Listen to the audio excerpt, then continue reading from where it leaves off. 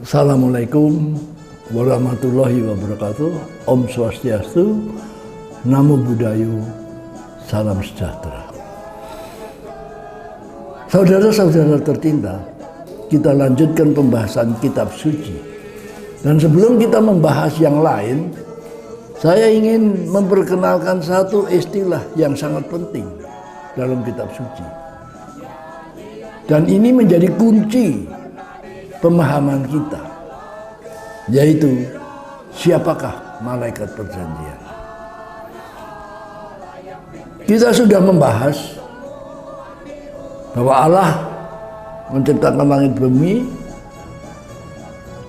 belum berbentuk, kemudian Allah menciptakan malaikat, kemudian Allah mempercayakan penciptaan bumi itu kepada malaikat, memilih anak Allah untuk menjaga ketertiban dan keteraturan, mewujudkan rencananya untuk memimpin penciptaan bumi dan ternyata pilihan ini menimbulkan iri atau kontroversi, sehingga akibatnya terjadilah persaingan dan manusia jatuh dalam dosa. Saudara-saudara tercinta, dengan memahami ini, maka kita mempunyai cakrawala baru untuk memahami Alkitab lebih holistik. Di dalam penciptaan bumi dan manusia, Kejadian 1 ayat 3 sampai Kejadian 2 ayat 4 yang dilakukan 6 hari sempurna, kemudian diserahkan kepada Allah, hari berhenti, diterima dan diberkati. Inilah awal daripada langit baru dan bumi baru. Tapi karena jatuhnya manusia, ternyata membuat satu proses yang darurat. Itulah yang dikisahkan dalam Alkitab dari Kejadian sampai Wahyu. Manusia jatuh dalam dosa. Tapi apakah rencana Allah untuk langit baru dan bumi baru tidak terwujud? Rencana Allah tidak terwujud. Itulah yang terjadi. Maka kita melihat dalam kontroversi itu, anak Allah yang dituduh telah berbuat salah dan menciptakan manusia cacat buatan dan harus bertanggung jawab dan membuktikan bahwa manusia itu benar dan baik sesuai kodrat ilahi, gambar Allah dan rupa Allah, maka bertindak. Manusia mengusir Adam dan Hawa keluar dari Eden supaya jangan makan buah kehidupan, sehingga hidupnya menjadi kekal, cacatnya menjadi kekal. Dia terbukti salah jawaban yang baik, maka pertarungan berada di luar Taman Eden. Apa yang dilakukan oleh anak Allah untuk membuktikan pembelaan dirinya? Maka dia mengadakan perjanjian dengan manusia yang diciptakannya. Kita sudah tahu anak Allah yang menciptakan manusia dari debu tanah, kemudian manusia diusir dari Taman Eden. Diadakan perjanjian antara malaikat anak Allah itu dengan manusia atau Adam.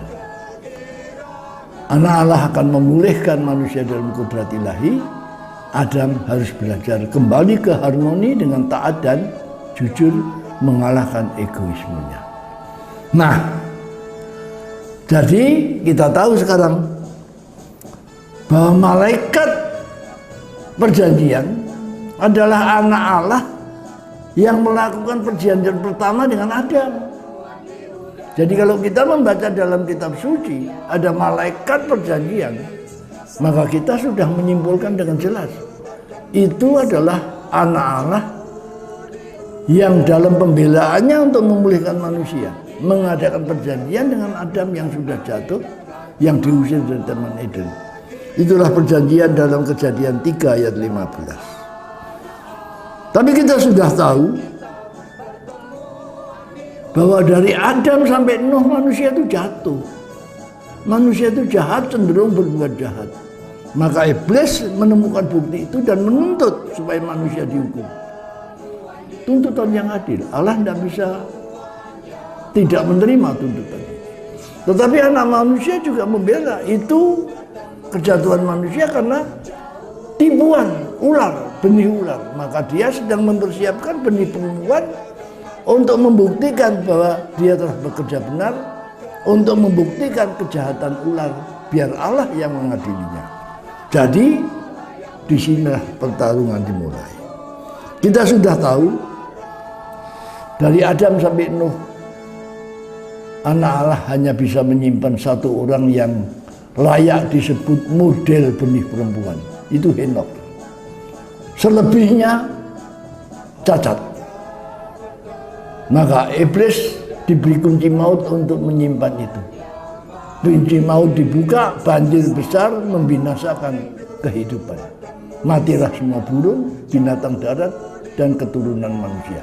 Tetapi sesuai dengan keadilan Allah. Anak Allah boleh mempersiapkan satu umat yang meskipun itu tidak sempurna untuk melanjutkan perjuangannya. Itulah Nuh dan keluarganya. Jadi Nuh selamat, Nuh mengenal malaikat, Nuh belajar percaya, dia diperintah membuat perahu yang besar bertahun-tahun seperti orang gila, sebab waktu itu belum ada hujan, kok ada banjir. Itu kan lucu. Nah, akhirnya Nuh yang selamat dari air bah itu mengenal kesetiaan dan kebenaran janji anak Allah. Nuh mengadakan perjanjian lagi, meneruskan perjanjian Adam. Maka malaikat mengadakan perjanjian kedua dengan manusia setelah kegagalan manusia sampai Nuh. Maka itulah perjanjian kedua. Anak Allah menjamin tidak ada pemusnahan banjir. Itulah tandanya pelangi. Nuh belajar percaya, tetapi tidak mudah. Nuh yang sudah punya pengetahuan baik tentang malaikat belajar percaya, keturunannya belajar percaya, tetapi menghadapi kesulitan lain karena bumi sudah rusak dan umur mereka sudah pendek. Jadi dalam alam yang berbeda, maka egoisme tidak mudah diatasi. Ternyata kesulitan melahirkan kejahatan. Itulah hikmat Salomo. Kalau berdoa, jangan beri aku kemewahan. Adam hidup mewah, tapi ingin jadi seperti Allah, dia jatuh. Nuh hidup sengsara, maka jangan beri kemiskinan sehingga aku berbuat jahat. Jadi perjanjian kedua dilakukan oleh Nuh dan malaikat. Anak Allah menuntun keluarga Nuh, mendidiknya, sampai akhirnya lahirlah Abraham, turunan ke-10 Nuh. Orang yang sederhana, orang yang taat dan jujur, di tengah-tengah kemegahan kota Ur yang besar. Abraham menikah dengan Sarah sepupunya. Kemudian karena tidak tahan di kota besar, dia pindah ke Haran, kota kecil di utara. Sampai umur 75 tahun dan istrinya 65 tahun, dia belum punya anak. Tapi dia setia. Maka malaikat perjanjian, anak Allah itu, melihat ini Ibrahim bisa dijadikan modal untuk membentuk benih perempuan. Maka dia minta kepada Allah haknya supaya Ibrahim dan keturunannya menjadi miliknya. Iblis tidak keberatan. Daripada dia mengawasi seluruh dunia, dia sekarang fokus pada Abraham dan keturunannya. Maka diadakan perjanjian antara malaikat dengan Ibrahim. Ibrahim harus taat dan jujur. Anak Allah akan memelihara dia menjadi berkat bagi dunia. Demikianlah Ibrahim dibentuk sampai lulus, dia menjadi bapak orang beriman. Maka Ibrahim mewariskan iman pada Ishak, Ishak kepada Yakub, Yakub kepada Israel. Sekarang anak Allah atau malaikat perjanjian itu sudah punya satu bangsa kecil di tengah dunia sebagai modal pembuktian. Anak Allah atau malaikat perjanjian memelihara Israel di tengah dunia, diserahkan pada dunia, diperbudak, dibentuk. Di dalam perbudakan itu anak Allah setia, malaikat setia menjaga keturunan Ibrahim Israel itu, sehingga mereka tidak punah. Mereka hidup kuat melawan penindasan dan penganiayaan. Bahkan disitulah benih Ibrahim tumbuh, berakar, dan kemudian bertunas. Ketika tunas itu sudah cukup kuat, cukup banyak, maka Allah, anak Allah, malaikat perjanjian itu memilih Musa. Dipanggil Musa untuk membebaskan Israel dari perbudakan dengan 10 bala. Firaun tidak tahan, dia melepaskan Israel. Dan Iblis tidak bisa apa-apa karena memang Israel itu, budak-budak Mesir itu keturunan Ibrahim, milik anak Allah yang tidak boleh diganggu. Tetapi setelah dibebaskan, Firaun berubah pikiran. Dia ingin merampas kembali kemerdekaan dengan tentara yang kuat. Anak Allah melindungi Israel, mereka ditenggelamkan di Laut Merah. Dan iblis tidak bisa berbuat apa-apa. Karena apa? Karena memang Israel diperbudak dan dianiaya oleh Mesir. Dengan demikian, sampai saat itu iblis masih menjalankan kekuasaan dengan adil dan benar. Di dalam perjalanan dari Mesir ke tanah perjanjian, lewat padang belantara itulah ada perjanjian keempat. Anak Allah mengadakan perjanjian dengan Musa yang kita kenal dengan 10 perintah Allah, the Ten Commandments atau Taurat.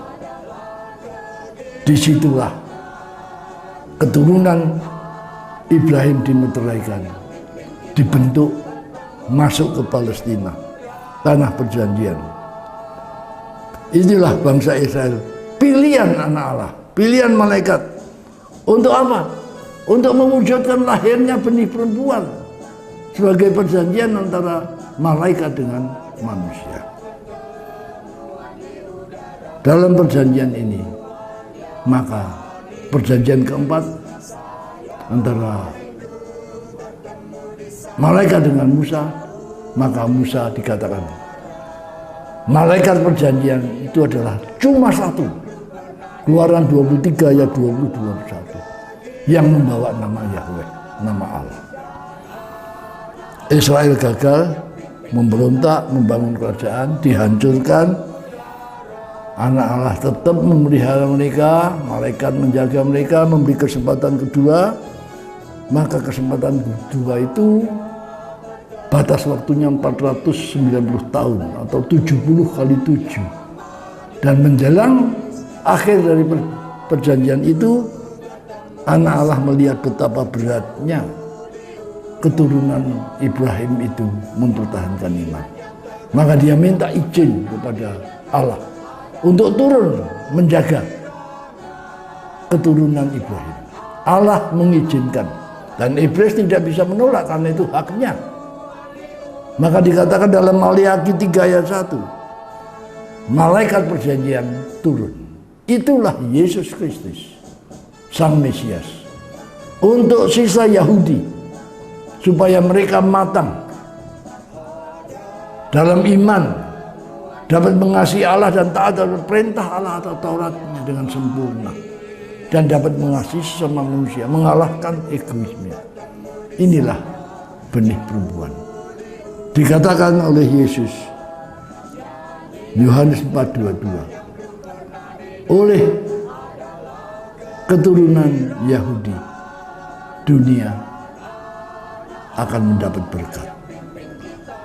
Yahudi diharapkan melahirkan benih perempuan, dan benih perempuan akan dijadikan bukti kepada Allah bahwa manusia sempurna bisa dibentuk mengalahkan egoisme, dan itu menjadi keselamatan untuk membongkar kejahatan ular atau iblis. Inilah isi Alkitab. Jadi kita melihat bahwa malaikat perjanjian adalah malaikat yang mengadakan perjanjian dengan manusia, yang menuntun mereka untuk kembali pada kodrat ilahi dan mengajar manusia untuk mengenal Allah dan taat pada perintahnya, dan mengasihi sesama manusia, mengalahkan egoismenya. Jadi hari ini kita sudah belajar hal yang penting. Kita mengenal malaikat perjanjian itu adalah anak Allah.